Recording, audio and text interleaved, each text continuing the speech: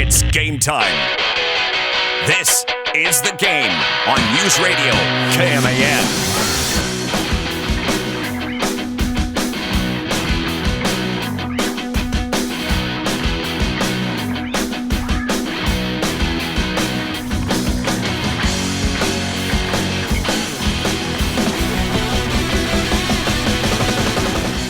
We have made it to single digits. Single digits of days away from K-State football kicking off on August 31st. We are down to 9. You know how much I am looking forward to actually having a game or two to watch on Saturday? Oh, tell me about it. We get a quick fix because there's really, there's one game. People will be truly interested. However, there's a handful that will just, you'll get your fix in. You'll meet a need. It'll start your jonesing. Yeah. It's an appetizer. It's a good way to look at it. It's because, it really takes off Thursday. God, there's like 20 or 30 games, it feels like, on Thursday, which is also a part of, because week 0 is technically week 1. Correct. It's all technically one in 1 week, although some teams actually will play twice. Like K-State next year will play week 0 and week 1. Mm-hmm. But yeah, Saturday through the next Saturday going to be littered with a whole bunch of games through 3 days. So it couldn't get here soon enough. I'm certainly pumped. And I know yesterday a bunch of K-State personnel, I say a bunch, I don't know exactly how many, at least a handful from the athletics department flew over to Island yesterday to check out the digs and get a preview, get a sense of what to expect, and help them plan ahead for Aviva Stadium and the Air Lingus College Football Classic next year. Great opportunity to see everything in action before all of the preparation begins, truthfully, for K-State next year. Yeah, and I was also, fans, this is a big heads up about that trip to Ireland next year. For Dublin, and when it comes to tourists and major events, for Dublin, this is the big one. They're going to have a whole bunch of tourists, and in Dublin, hotel prices are going to be pretty expensive. Right. So I would plan accordingly. Like my parents, for instance, they plan to, when they go to Ireland, they're going to come as well, not with me, but they're going to be going on their dime. Hey, whoa. Are you assured officially that it's you? Gene Taylor, when we had him on, said that I'm going. He said personally I'm going. So because the PA announcer, I know it's technically a K-State home game, so K-State's in charge of the game day atmosphere, the PA announcer, all that. It's treated like it's going to feel like a home game. This will be entertaining. Yeah. How to set Mitch up with the international phone setup to be able to do material from there. I'm going to need an adapter to plug in my charger. I used to have one of those behemoths. I always charge my phone when I'm PA announcing for football. Make sure I got the juice ready to go for the press conference. But yeah, certainly. I let my parents know about that, and but they've had the idea, like, there's so many old castles in Ireland. And my mom, she's dead set on one night staying in a castle. Well, there's like castle Airbnbs. Right. That you should get. Or like old castles built in the 1300s, and they're kind of like hotels now. So, yeah, go get you a hotel room in a castle. You'll interact with a few spirits from back in the day. Ooh. Yeah, set up a tape recorder. Maybe you'll hear some voices in the morning. No, that would be so cool. Boy, the history of Ireland. Yeah, go take it all in, soak it in. Go adventure, not just in Dublin. There's a whole bunch of places you could go. All right, welcome to the game. Mitch Fortner, Troy Coverdale. He's back. I'm calling him Florida Troy now because Florida's been his home twice in the last, 3 or 4 months now? Only a temporary home, and we'll go back in November for another swing because we'll get a 6-month update at that point. So another Monday, Tuesday, Wednesday trip. You might as well get a beach home at this point. Listen, get you a place on the water. Take advantage. I would take advantage given the place we stayed when we were down there for the 3 weeks because we were on the water, and that was tremendous. I bet it was dope. So it was great. Not yes. the same type of digs this last time around? No, because it was a quick in, quick out. Fly in on Monday, appointment at 9:40 on Tuesday morning, and we flew back then yesterday morning. And we were back in town by 4 o'clock yesterday afternoon. Well, I was going to ask you, did you get a little sun? I'd say, did you get a little sun? I asked, not like your sunburn, but it looks like you got a little color. Not much sun, though. I mean, we did a little walking because everything around where the doctor's office was within walking distance for us, so it's not that big a deal. And so, yeah, we took advantage of a little bit of time to get out and walk a little bit and move from place to place. Yesterday morning before sunrise, though, walking out of the hotel and into the humid air, I mean, it wasn't even just a matter of just steam on the glasses. It was steam. It was like someone had a hot shower that completely steamed up the mirror in your bathroom. Yeah, it was unbelievably humid to walk out the door at 5:30 in the morning. But after all the checkups, meetings with doctors, everything good? Everything's outstanding. The surgeon gave her an A+ for this time around, and lunch today for her was a salmon patty, which for someone who has not been able to chew. For how long has that been? That was since May. Wow. 3 months. Wow. 3 months of not being able to literally chew. And That's tough. And now it is soft foods that can have a little chewing, just not anything yet like steak, as an example, which is fine. I told the surgeon I'm good with that. I'll take hers. Boy, you better, when you get the green light on the full chew, you better open the checkbook. You better go get the juiciest steak you can find in this state. Listen, we already opened the checkbook for the entirety of this treatment, for crying out loud. Better go hit up our friends at Booth Creek Wagyu, though. They'll give you the hookup on a fantastic steak. Is that what the note I see in here is all about? That's IV. Oh, okay. All right. That's Thank IV, you. which, by the way, I'm going to push that a little bit later on, but stick around because there's a great opportunity for you to meet your favorite K-State football players this Saturday and Sunday. I saw that this morning, but didn't see where it was at, and so it had me curious. Okay. This is a really fun show because coming up at 5:10, I've been waiting to get this interview done because I was so excited just to do it. Sure. I've never seen an Olympic gold medal in person, up close, until today. Because earlier today, K-State Track and Field, the new head coach, Travis Geffert, along with his staff that he hired in a very quick amount of time, I think they were all there for like a quick introductory. It wasn't really a press conference. As a matter of fact, everybody that asked questions were all non-media, which was really cool. I was that's nice. I was just wanted to do the breakout stuff. That get better audio out of that. But there were quite a few K-State fans there in the new indoor, which I hadn't been there yet. It's really nice. All the banners and stuff look really good as well. They're huge and a lot of names. K-State's had quite a few Olympians in its history.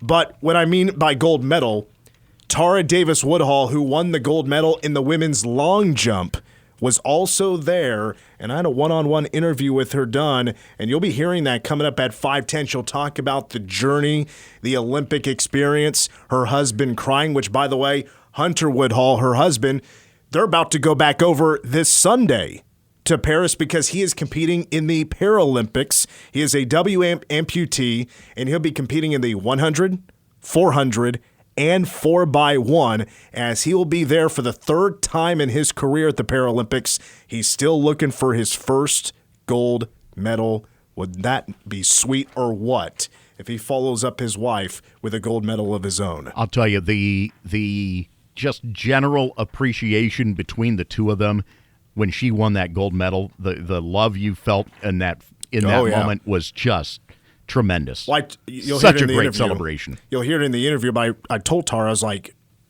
her husband crying and them embracing like that was one of the best shots of the entire Olympics. Yes. It went viral. Yes. It was a big deal. So my interview with Tara is coming up at 5:10, 5:25. It's our 14th prediction. Today's topic, preseason defensive MVP. as Troy and I will both make our picks on that. K-State women's basketball has announced its non-conference schedule. We'll address that in this hour, along with hearing from wide receivers coach Matthew Middleton, who spoke to the media a couple of days ago. He'll give us an update on his wide receivers. Got to touch on this real quick. I'm very new to what's going on right here with this story. I don't know much about it, but is there a guy pretending to be a K-State coach? Yes. On Twitter? Yes, there is. I did not know this account was even out there. So it's Deon Brown, at Deon Brown CFB, and he says in his bio he's an assistant director of player personnel. I don't think that job exists. Correct. I don't think there is a director of player personnel. Oh, yeah, there is. Well, at least is there one for football? Yeah. Oh, is it by that name? I believe that is how it's tagged, yes. May look into that because I'm trying to think of. I didn't think I had ever seen a job title, director of player personnel. Maybe there is one that fits that description, but maybe it's not titled that way. Anyway, Troy's looking into it. But again, I'm very new to what's going on here, so I don't know if I have a whole lot of news to give you, but I've seen some tweets about it. But apparently he's posing to be a coach at K-State. Here's the dead giveaway that this isn't real. First of all, you go to the website, there's no Deon Brown listed on the coaching staff. And also his picture is of Tremaine Carroll, Coach True, the strength and conditioning coach. Oh, of course. So is this a burner? Is this somebody's burner? It doesn't seem like this person's talking a lot of trash or anything or being a bad representative of K-State as far as I know. But there was at one point in June, he's like, my DMs are always open. Let me see that film. Is this the guy that offered Colorado State $600,000 for a quarterback? That may very well have been. Director of roster management would probably fall into that area. Okay. Which is Clint Brown's gig. So which is an important job definitely these days. Correct. Right. There's a lot to keep up with. Yes. But that would probably be where we'd be looking at that. Yeah. Let me see what else is here because again, it seems like to be a decent representative actually. I'm not seeing a whole lot of it's just, posing to be a coach that doesn't exist. The role, the title doesn't exist. Yeah, maybe isn't great, but I think there was another coach or a member of the support staff was like, look, this is not anybody that works for us. This does not represent Kansas State University. And but the thing was, like the announcement was like, this guy has almost 13,000 followers. Mm-hmm. And June 8th said, I'm blessed to have the spot of director of player personnel at the University of Kansas State like he's a commitment for the Cats. Oh, brother. I don't know, not good. These there are a lot of these that tend to turn up more tied to JUCO basketball or NAIA type of schools, and because people wind up basically feeling like it's an easy game, an easy opportunity to maybe pick up some of that NIL-related money. Oh, I see. Could be a scam. It is a scam. Okay. It out and out is a scam. Oh, so okay, so that you're thinking this maybe isn't just somebody's burner. No, somebody trying to scam recruits. No, this is a well-known game in the JUCO ranks, especially basketball wise, where these guys come in and start acting like that they're looking for tape and looking for players. And, oh wow, that's way more interesting. And getting people involved only to then disappear. Oh, interesting. I've not heard that. Yeah, I mean they're screwing with kids. Is what it amounts to. Well, definitely then the red flag was, hey, my DMs are open, which, by the way, director of player personnel, not sure if this person is recruiting exactly, but yeah, okay. Well, that's way worse than I thought it would be. Oh, yeah. Yeah, this is unfortunately a well-known scam on social media by from coaches and the like. They've seen this before. A couple guys that I know at the JUCO level are great at sniffing these out. I'm surprised I didn't see this come up on my timeline before today. Yeah, Not even the announcement like, "Hey, I'm part of the staff. Hey, look at me. I'm going to be doing a lot of great things at K-State." Heck, we would have ran a story potential, but K-State never announced anything, of course. Sure. So, but at least would have caught some more attention. I don't know. It's whatever. But yeah, that's. I wasn't even thinking scam. That's. It's kind of scary. Well, yeah. I hope it. I mean, I don't know anything for K-State football. Like if they've had an issue with this or anything. I don't know anything about that. I don't know if this is taken off in a bad way or anything. But I hope it hasn't. But for right now, I've never heard anything when it comes to that. Let's get a quick update. K-State soccer is playing right now. And we got to do a quick update on that because they just opened the second half. It's now 2-0 Cats. Boy, look out. We may have a star being born right now because there is a transfer sophomore by the name of Ryan Reynolds. Mm-hmm. R-Y-A-N-N. Ryan Reynolds, who transferred here from Oregon. She had 6 starts last year. I think she had a couple of goals last year for the Ducks. I don't think the Ducks were very good last year. But she transfers into K-State. She has now scored twice. She has scored both goals for K-State. I've only seen the highlight from the first one. It was right before the half. So she scored right before the half and then at the beginning of the second half. I saw the first goal. It was on a free kick 22 yards out, and it was a absolute beaut from the kick into the top corner, the back corner of the goal. It was perfectly delivered.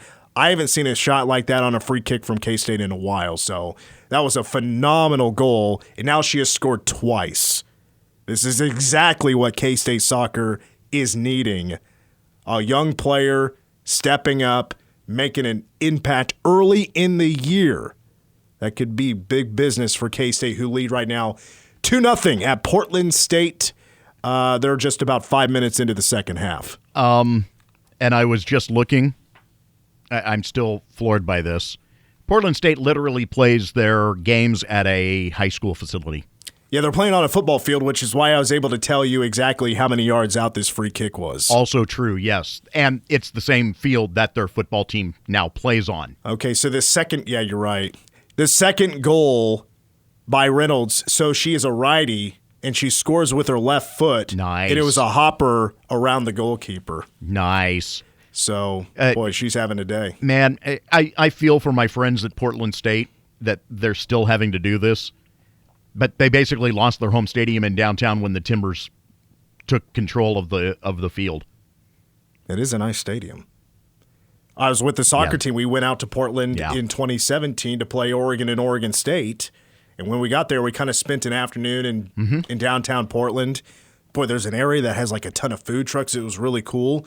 Short walk to the west, and you run into the Timbers Stadium. Yeah. And it's pretty nice. Yeah. Portland State had played there for years, and it had been the minor league baseball stadium at one point. So you had from the visitor sideline all the way out to left field that was this wide open expanse of turf. So it was very odd. But they lost that, did Portland State, because, well, with the MLS schedule, it made too many conflicts. And so they're literally playing at a high school facility. You know, we made another stop in Portland, and do you know what else is famous in Portland? There are a number of things that are famous in Portland. Voodoo Donuts. Yes. We made a stop there. You know what?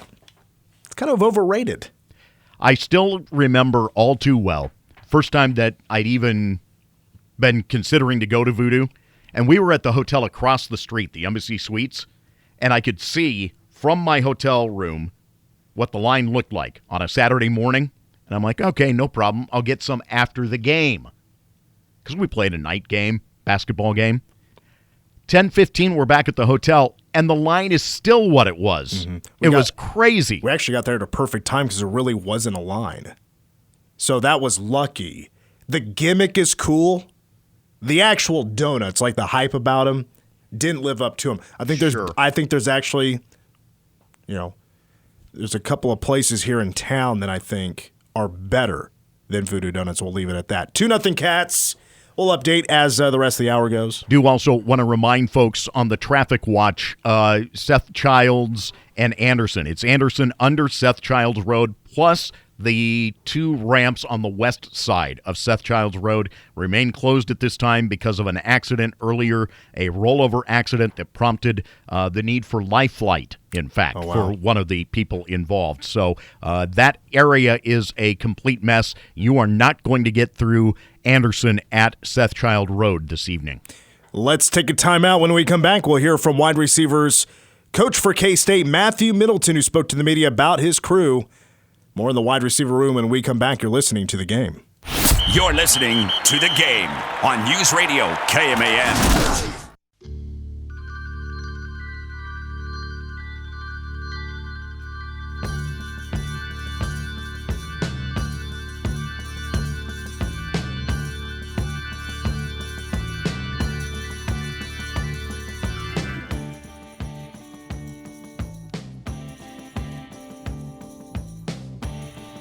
You know, Troy, this is a song that I've heard hundreds of times. But it's one of the rare ones that I just can't recall who it is.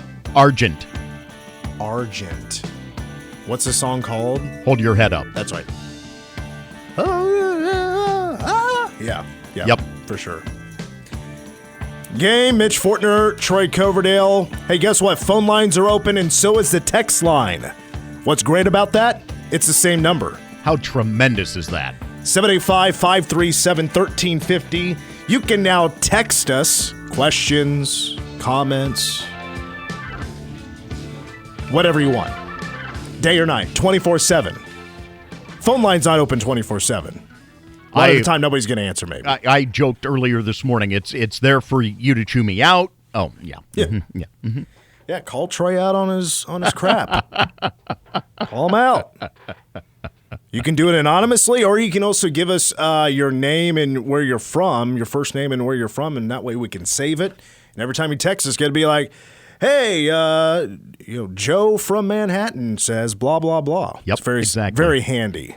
Do want to note, by the way, it has been announced by RCPD that accident at Seth Child and Anderson underneath the overpass at Anderson is a fatality accident. One person passed away. Another was life-flighted to Stormont Vale in Topeka for treatment, and a third person is hospitalized at Ascension Via Christi. That accident is going to keep that intersection, specifically Anderson, under Seth Child, and the westbound ramps to Anderson and onto Seth Child. Those are all going to be closed for quite a while yet this evening. And tragic news. Well, Peter in our news department is obviously working on that right now, and Troy is as well. Tag teaming that with, and we'll, of course, provide more information when that is available. Really sucks to hear.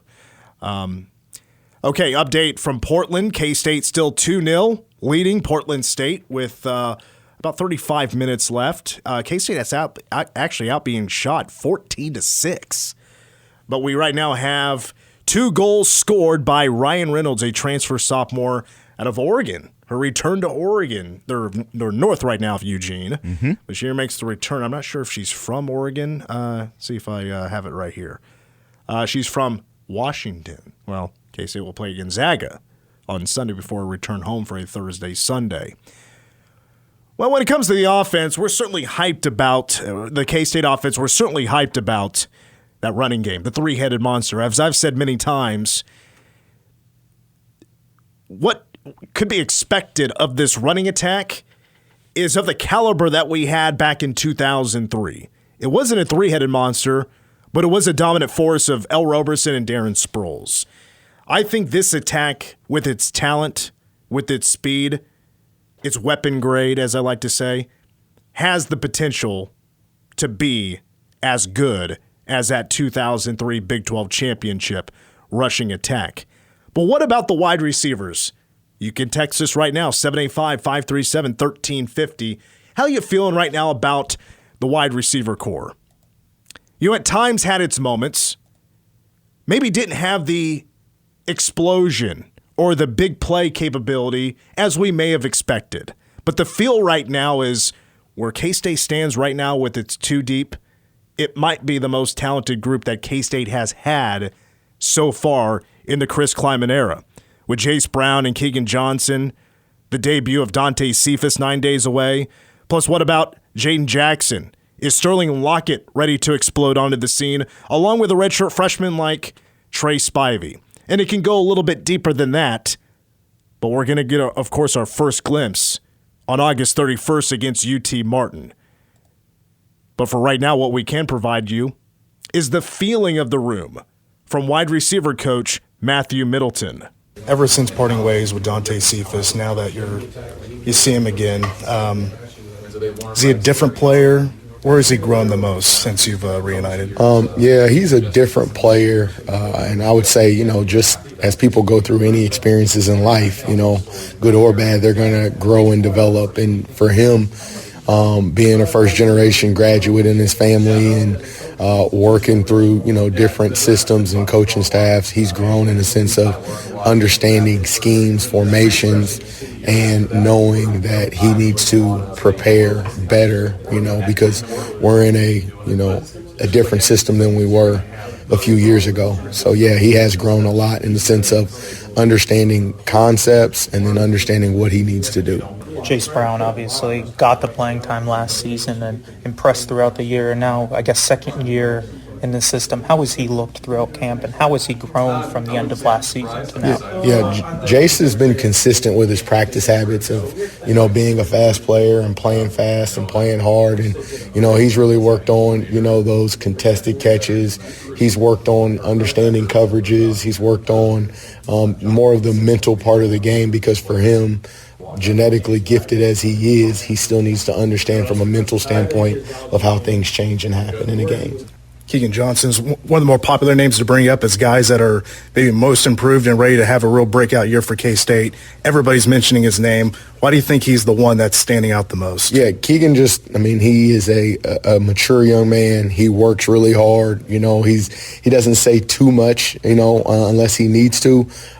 He's a cerebral young man, so he pays attention to what's going on, and he really dives in on the work, and he focuses on the things that he needs to do so he can have success for the team. So, Keegan's just consistent, off the field and on the field. So he's put in a lot of work to become a consistent person and a consistent player. So I think that's why that's happened. It's pretty clear how much Avery believes in Jace. How much confidence do you think that sparks in him when the quarterback likes you? That has to go a long way. Yeah, I think for Jace, that comes from when he got here and Avery got here at the same time.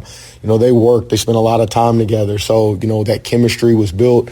And so Jace isn't one that kind of lacks off at practice either. He has really good practice habits. So the timing is consistent. And for Jace, that confidence there, knowing that, hey, if I'm busting my butt and I'm getting open or any situation, the quarterback does trust me. What has Sterling done best in training camp? Yeah, Sterling has just brought a level of consistency as well. He has changed in the sense of he has become confident in what we do schematically. He's become confident in who he is as a player, so he knows how to use his skill set to find ways to get open and win, and even at the point of attack when it comes to blocking. So I think Sterling has just developed really good study habits, honing in on the details of his craft and his work, and then understanding who he is as a receiver so that he can go and have success day in and day out, which has brought him consistency. Has he made as big a jump as anybody? He's the one we didn't hear a whole lot about till suddenly this fall or maybe in the spring. Yeah, I would say he's made a big jump. And, last year he played in the bowl game. So it was from a sense of he took the time, the off season, to learn what we're doing. And then, again, he's gotten stronger. He's gotten a little faster as far as change of direction. And I think for him, it's just full-out confidence. I know what I'm doing. I know what the practice schedule is like. I know how to go out there and compete, and I'm going to compete even harder than what I have. How unique is that, coaching a Lockett, when they have about 20 Locketts that have come through here so far? It's really unique, but he handles it really well.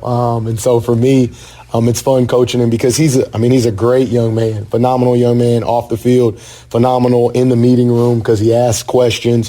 He wants to learn. He wants to grow. And so it's fun coaching a Lockett, so to speak. So many coaches have said their position room is the deepest they've had. Does the wide receiver room fall in that order as well? I believe so. We have a really talented room and guys that really work hard and compete every single day. So, yes, I do. Once again, that's K-State wide receivers coach Matthew Middleton. I'll leave you with this thought about the wide receivers. It's kind of something to maybe think about yourself, and you can chime in as well with your answer to this with texting us 785-537-1350 on our text line. I think we all would agree that we're excited, obviously, to see what the offense is going to do right out of the gate against UT Martin because we have high expectations about the explosiveness, about the speed, just being overall improved. And by the way, Avery Johnson is now the guy. How far along is his leadership as the starting quarterback? But specifically what the wide receivers, there's so many guys that can make a splash early, but who's going to be the first? Is it a group thing? Or does one name step out above the rest early on in this season? And if you think there is one, let us know. 785-537-1350. Send us a text, and that'll send us into break. When we come back, K-State women's basketball announced its non-conference schedule for today, or for the season. They announced it today. On the surface, it may not look a whole lot exciting. That's just my general feeling about what a fan would think about it. However, when we come back, I'm going to tell you that this schedule actually packs a punch. That's coming up next. You're listening to The Game.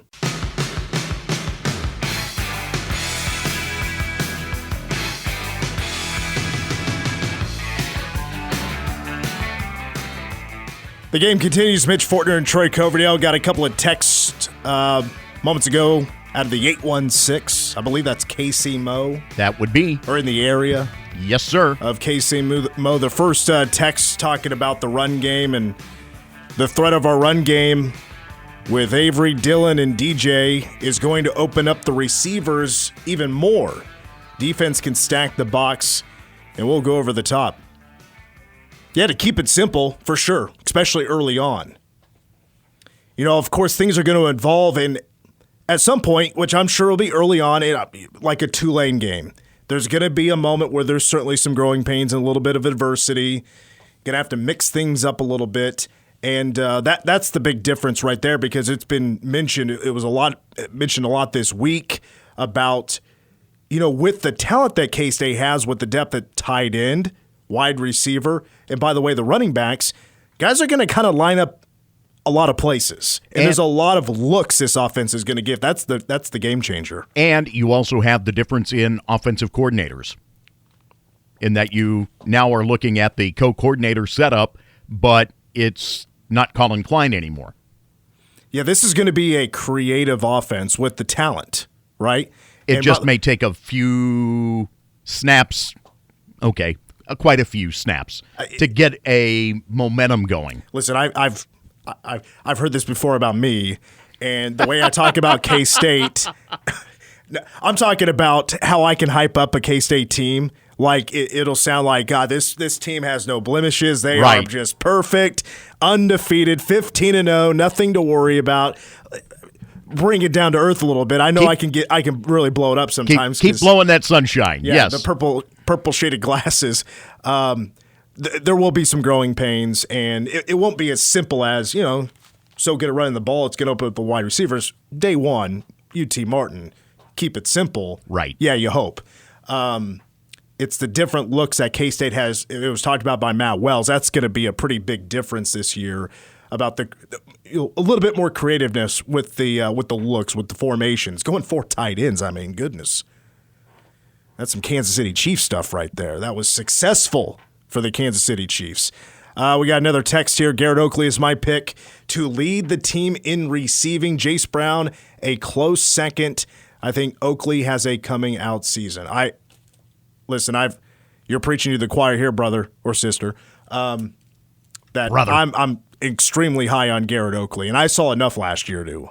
Even though he was banged up for a little while, I saw enough last year that this guy's going to be a dude. I think he could potentially surpass a Ben Sinnott statistically. But the thing is, I feel it coming is just a gut feeling type of thing. It's more of a 2 years down the road type of thing. Maybe a little bit more of a rotation this year. We'll see. But Garrett Oakley is going to have himself a great K-State career. All right, let's return back to the 785. Got a long man. I'm not here to read articles here. I'm just joking. Let's see. Good afternoon, guys. Enjoy the show and the drive home every night. May have to look through this a little bit later on. This looks like a Chiefs Patrick Mahomes thing. So comparison. I'll get to this a little bit later because I want to get to K-State women's basketball for just a moment. So non-conference came out. Let me just say right off the surface here, if I tell you the first 3 games other than the exhibition against Washburn are against Green Bay, Belmont, and Creighton, are you excited? I mean, Creighton's a name that's on there. Like, this is going to be a phenomenal season for K-State women's basketball, but on the surface, you're not seeing the big brands right out of the gate, but it's the first 3 games, and K-State's going to play a whole bunch of home games out of the 13 non-conference games. But Green Bay was a 27-win team last year. They went to the NCAA tournament. Belmont won 26 games. Creighton was an NCAA tournament team, second rounder. You have Little Rock on the schedule. Now, they were a little rough last year, and so was Milwaukee in Game 5. Then there's a 2-game tournament in Vegas. Out of the gate, it's Duke, NCAA tournament team. They lost to UConn in the Sweet 16. For the championship, they'll run into either Oklahoma or DePaul. It'll most likely be Oklahoma. By the way, last year was an NCAA tournament team. Elsewhere on the schedule after that, Central Arkansas. Eastern Illinois, I don't know if she's still on the team, but they had a gal that had more double-doubles last year than Caitlin Clark. So Eastern Illinois coming to Manhattan, 16-win team in USC upstate. Road trip, and a true road trip. The only one in the non-con is at Texas A&M, a 2024 NCAA tournament team that won 19 games last year. And then there's the Bill Snyder Classic against 2 teams out of Conference USA. The second game is New Mexico State on the 17th of December. The first game, Saturday, December 14th, against Middle Tennessee State, who made it to the second round of the NCAA tournament and falls to LSU. What I mean by packing a punch, which I said during the right before the break, is that you will potentially, out of your 13 games, will play 6 NCAA tournament teams. You'll play 5 for sure, but in that tournament in Vegas, you'll probably play 2. Mm-hmm. So that's going to be a tough run there for the K-State women. So I do like this non-conference schedule with a lot of teams coming here. Right. It's not the most exciting opponents, but it's opponents that has had some success recently. The fact that you have the number of them that reached the postseason really speaks volumes as to what the NET is going to look like at the end of the year. And by the way, K-State will have 22 home games this year. 13. Check that. Let me correct myself here. I got that wrong. They will have 19 home games this year. How about 10 on the non-con going to be right here in Manhattan, plus the 9 in the conference slate, which, by the way, will be against Cincinnati, Iowa State, KU, Arizona State, Baylor, TCU, Texas Tech, and UCF. This is a good schedule. Mm-hmm. This is a good schedule. Let's take our final break real quick. Colorado wanted that blood money. That detail is coming up next. All right, wrapping up hour number 1, just wanted to share this quick story about Colorado football that was released today by Sports Illustrated. Pretty interesting because during Jabroni of the Week on Tuesday, mentioned that Trevor Riley, who was the special teams coordinator for CU, just all of a sudden resigned. Just a few weeks before the season, he's out. Well, he talked about his reasons for leaving. Well, he went in to say that he has no problems with the football program. It was more at odds with Colorado's administration. But went into detail about not only was he the special teams coordinator, but he took it upon himself to bring money into their NIL fund. And he went as far as spending some time in the Middle East lobbying Saudi Arabia's Public Investment Fund for name, image, and likeness for funding on behalf of CU football. And not just that, he also he has some connections with the Mormons that is apparently worth $3 trillion. But because of these disagreements with the administration, all of these opportunities fell through. Oh, my. So, yeah. What he thought he had done, he apparently didn't have done. And there's a lot more detail to that, but those are just kind of some of the cliff notes. Sports Illustrated has an article about that. So Colorado won that blood money. I guess it's not coming their way. You got to be careful with that. All of a sudden, you're playing a game in Saudi Arabia. Oof. It reminds me of the old WWE thing because they have this whole partnership now. Yes. And like twice a year, they're doing pay-per-views in Saudi Arabia. I'm like, God, that travel is brutal, but they're getting paid. They're making a lot of money. They're probably not having the women wrestle in that. So they do, but they're completely everything below the neck they're completely covered. Oh boy. Yeah. All right, coming up next, we kick off hour number 2 with an Olympic gold medalist. Now a K-State assistant coach for track and field, Tara Davis Woodhall joins us next.